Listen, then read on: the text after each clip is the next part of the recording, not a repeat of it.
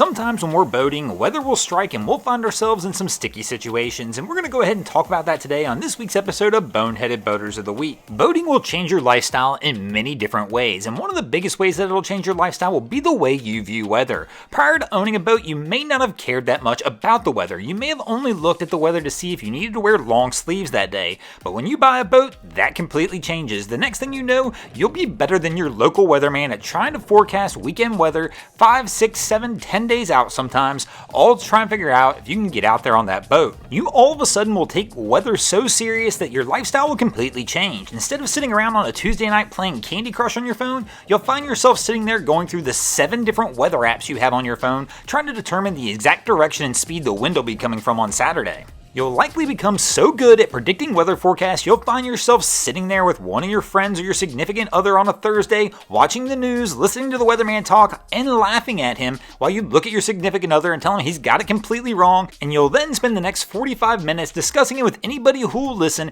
about exactly how he got it wrong, what exactly the weather will be like this weekend, and how the news channel should just hire you to do the weather.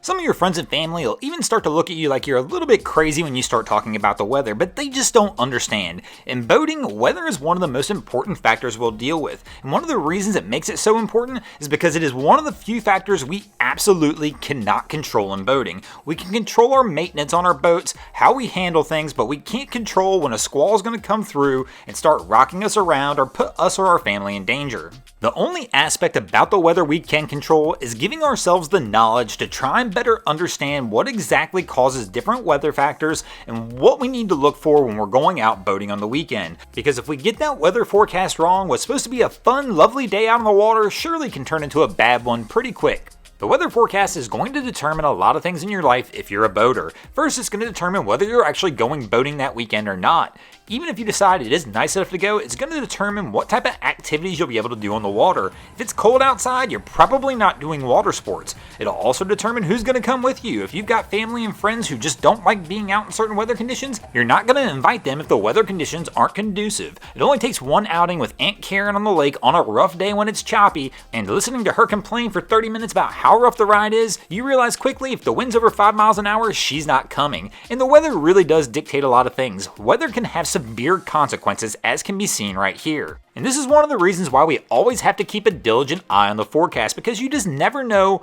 when something's going to pop up, especially if you keep your boat at a marina. If you keep your boat on the water, you really got to watch the weather too, because you never know when you're going to need to go down there, add a couple extra lines just to make sure your boat's safe if there's a storm projected to come through, because the last thing you want to do is show up at the marina with the family and the crew thinking you're about to go out and have a great day on the water, only to realize, well, you forgot those extra lines and things didn't go well while you were gone. Hey Broncos Guru, we're getting this for you. They're pulling this boat out. Santa Cruz Harbor, California. Got a little bit extra water in there, I guess. Yes, I most definitely would agree with you on that one. They've got a little extra water in there. Another reason, if you're leaving your boat on the water, to make sure to watch the weather, and also another reason to probably check those bilge pumps and make sure they're working. There goes the outside.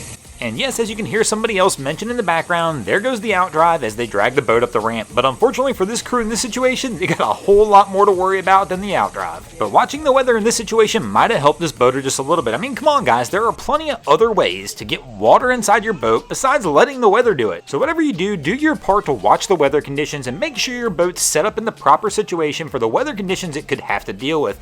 Then we can spend a little more of our time focusing on the other situations we'll run into out on the lake and ocean where water's trying to be put into our vessel. And of course, one of the key things with this as well, even if you do watch the weather forecast, make sure you have all the proper equipment needed if water does come on board for you to be able to get that water back out.